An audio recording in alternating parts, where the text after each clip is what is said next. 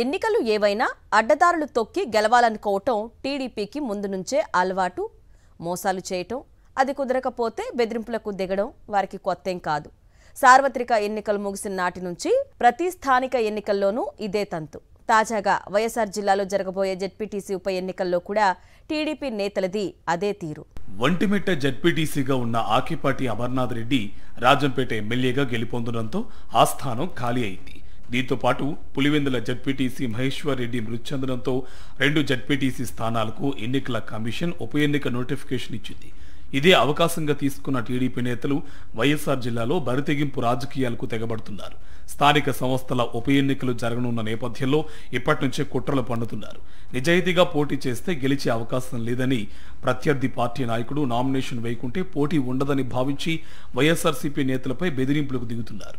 అధికారంలో ఉన్నాం కదా, పోలీసులకు మనం ఎంత చెప్తే అంత, ఎన్ని దౌర్జన్యాలు చేసినా ఏమీ పట్టనట్టు వదిలేస్తారనే ధీమా టీడీపీ నేతల్లో పేరుకుపోయింది. ఇంకే విచ్చలవిడిగా అరాచకాలు చేయొచ్చు అని కూటమి నేతలు ఇష్టారీతిన వ్యవహరిస్తున్నారు, బెదిరింపులకు దిగుతున్నారు. ఒంటిమిట్ట జెడ్పీటీసీ స్థానానికి వైఎస్ఆర్సీపీ తరపున ఎవరు నామినేషన్ వేస్తారో వేయండి, వాళ్లను తుదముట్టించేస్తామంటూ అక్కడి టీడీపీ నాయకులు మేడా విజయశేఖర్ రెడ్డి నేరుగా బెదిరింపులకు దిగాడు. ఒక్కటే చెప్తున్నా వైసీపీ నాయకులకు, మీకు దమ్ముంటే మీరు నిజంగా మొగోలైతే తగలండి, ఎవడేందో తెలుసుకుందాం. ఒంటిమిట్టలో మీకు డిపాజిట్ రాకుండా చేయకపోతే నా పేరు మేడా విజయశేఖర్ గారిని కూడా మరొక్కసారి హెచ్చరిస్తూ, రౌడీజాలు కాదు ఎవరినైనా తుది ముట్టించకపోతే మేము తెలుగుదేశం నాయకులేమే కాదని కూడా ఈ సందర్భంగా హెచ్చరిస్తున్నాం. బెదిరించి వైఎస్ఆర్సీపీ నేతలు నామినేషన్ వేయకుండా చేసి ఏకగ్రీవం చేసుకోవాలనే ఉద్దేశంతో ఆయన చేసిన వ్యాఖ్యలు ఇప్పుడు వివాదాస్పదంగా మారాయి. అసలు కూటమిలో ఏ పార్టీకి అక్కడి జెడ్పీటీసీ అభ్యర్థిత్వం ఇస్తారో కూడా తేల్చుకోలేని దుస్థితిలో ఉన్నారు. ఓవైపు టీడీపీ మేమే పోటీ చేస్తామంటుంటే జనసేన ఈసారి బరిలోకి దిగాల్సిందేనని పట్టుబట్టింది. ఇంకా అభ్యర్థి ఎవరో కూడా తేల్చుకోలేని స్థితిలో ఉన్న కూటమి నాయకులు మాత్రం వైఎస్ఆర్సీపీని కట్టడి చేసేందుకు ముందుగానే బెదిరింపులకు దిగుతున్నారు.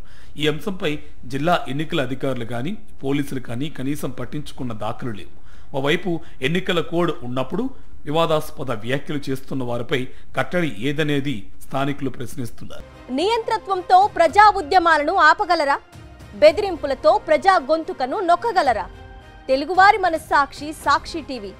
సాక్షి టీవీ ప్రసారాల కోసం వెంటనే మీ లోకల్ ఆపరేటర్ను సంప్రదించండి.